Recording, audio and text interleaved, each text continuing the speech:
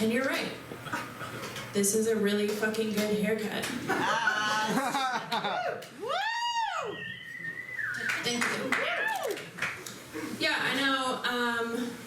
It's probably hard to tell that with bangs this cool, that I did get engaged when I was 18 years old for non-religious reasons. And I'm pretty excited to say that I'm finally the same age 10 years later as the man I was engaged to, and have so far resisted the temptation to marry a child. And I would like a round of applause for that.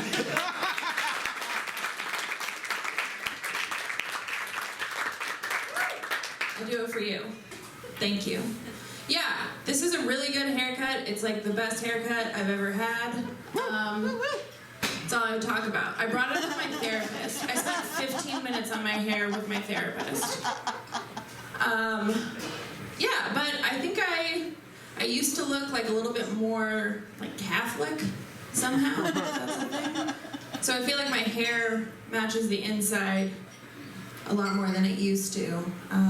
Because like I wanted a haircut that says like, yes, has absolutely had a gun pulled on her at a coke dealer's house, but is now very active in her community garden. Which is like the vibe I want to put out in the world. Which is great. Yeah, I don't know really where this fits into anything, so I'm just going to tell you that I have accidentally done meth 2 times. And like the second time, is it really an accident, you know? It's important to ask yourself that. Been going through a lot of big changes recently. Life's weird. I became a wooden clog person. That should nailed it, stuck the landing. Hair's still good. Yeah, I became a wooden clog person, and it has me thinking a lot about how like granola girls are so like judgy about like high femmes that are like wearing stilettos and stuff, wearing a ton of makeup, and they're just like, oh my god, like why would you hurt your feet like that, hurt your back like that for what? A man? And it's like, clog bitches are out here just bleeding into their shoes. Like, and this is just to look worse. So like, who's actually winning? Not me. I was really poor for a really long time. And so it kind of like is annoying when there are all these like hot trends that like clearly belong to poor people, like tiny homes, for example. Just like, yeah, we're aware. Or like the television show Chopped was just like a particularly disappointing day at a food bank for me in the past. So like, I thought that I would do us all a favor and do some trend forecasting into like what's gonna be hot, like come 2021. Like, I think it's gonna be really cool to start selling your plasma.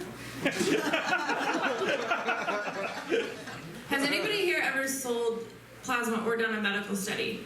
Yeah! Raising a hand will not suffice. Get loud. Yeah! That's really good to hear. Like, I asked that one time and one person clapped. And it was just like, the rest of you have got to be lying, or I don't feel safe here anymore. But anyway, when you sell your plasma, they give you a debit card. And on that debit card is the logo and name of the plasma place. So it's like not subtle.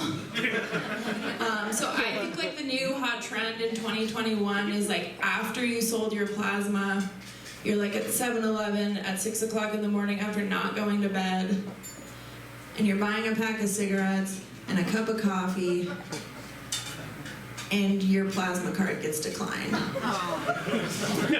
That's gonna be hot in 2021.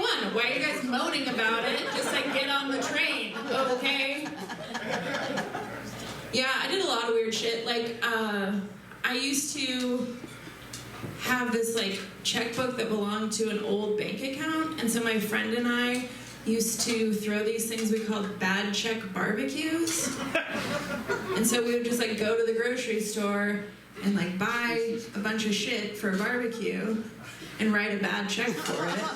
Obviously, you got it.